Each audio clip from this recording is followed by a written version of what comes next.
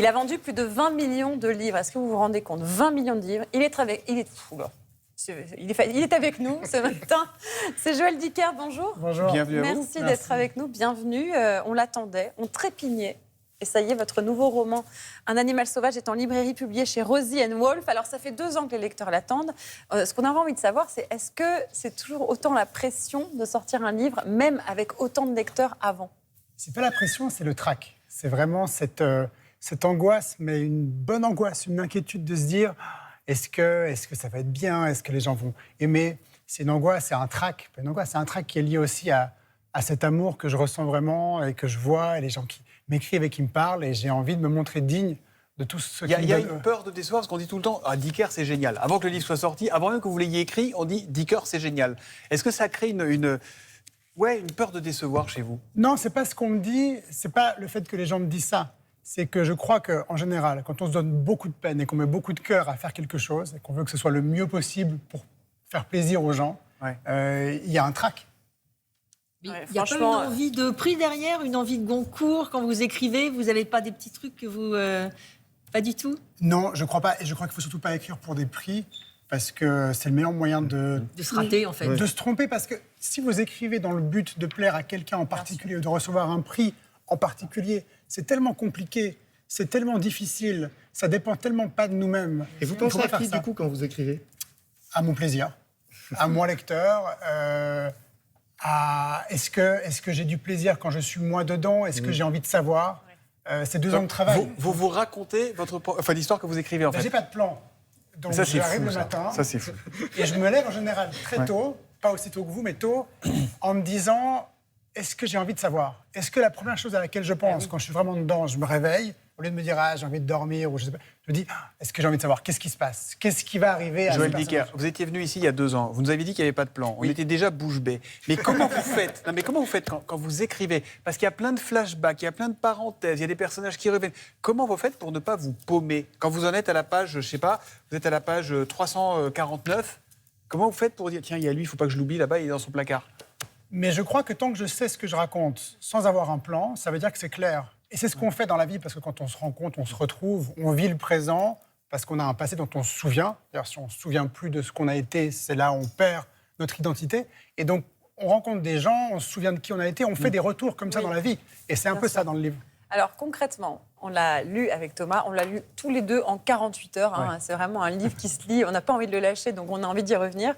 On a essayé de le pitcher en réunion, et à chaque fois on se disait « Attends, on ne peut pas dire ça parce que sinon on va spoiler ». Donc, on va vous laisser le faire. Non, mais parce qu'on s'est dit, si on le fait à l'antenne, on va peut-être dire quelque chose qu'il ne faut pas.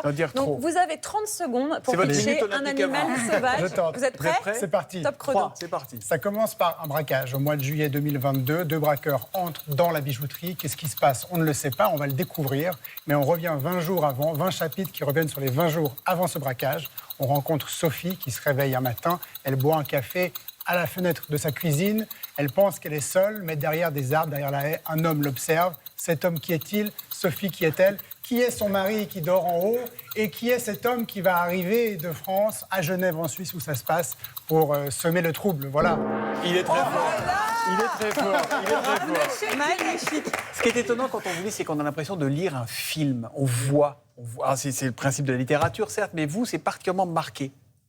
Ce qui me plaît quand vous me dites ça, et on me dit souvent c'est très cinématographique, et ce qui me plaît, c'est que je n'ai qu'un de mes romans qui a été adapté. Oui. Les autres, c'est Harry Kéber. C'est Harry Kéber. Alors qu'on est dans un monde où on a envie de séries télé, on a besoin de contenu, on adapte beaucoup. Moi, pas. Pourquoi? Parce que tous ceux qui s'y intéressent, assez vite, se rendent compte que c'est compliqué, se rendent compte que ce qui est dans le roman très fort, c'est-à-dire l'immédiateté, on imagine, on est dedans, on voit les personnages, on voit les lieux, on fait les flashbacks très facilement, nous, dans notre tête. Quand il faut le mettre en image, c'est compliqué. Et à la fois, chacun se fait son film quand on lit vos romans. Chacun fait ses propres images parce que vous décrivez assez peu. Mais c'est pour ça que le roman, pas mes romans, que le roman, la littérature, c'est tellement génial, c'est tellement fort. C'est pour ça que tout le monde doit lire. Parce que quand vous êtes dans votre livre, vous n'êtes plus dans le bus, vous n'êtes plus dans le métro, vous n'êtes plus chez vous, vous êtes dans votre histoire. Vous avez inventé, vous avez créé. Les personnages racontent quelque chose de vous, c'est à vous. Et personne n'a lu le même livre. On a tous lu le même film. C'est ça qui est dingue. Mais personne n'a lu le même livre. Moi, Sophie, pour moi, c'est Laura Tenucci. Le casting commence. Et moi, j'avais une question. Rosie & Wolf, c'est votre maison d'édition. Oui, ouais. Est-ce que vous vous sentez plus libre du fait que c'est vous qui vous éditez? Non, je me sens triste parce que si je médite, c'est que Bernard Defallois, mon éditeur que j'aimais tellement, n'est plus là. Ouais. Et je préférerais être aujourd'hui encore avec lui. Il est parti à l'âge de 92 ans, il avait le droit aussi. Mais cette maison, c'est ma façon de le remercier aussi, de ne pas le trahir en étant allé chez quelqu'un d'autre. Et Le titre, pardon, vas-y. Non, vas-y, je t'en prie. Le titre, Un animal sauvage. Comment vous le choisissez, le titre? C'est difficile parce que Les vous devez avoir... les titres de Joël Dicker, c'est quand même quelque chose à chaque fois. Hein.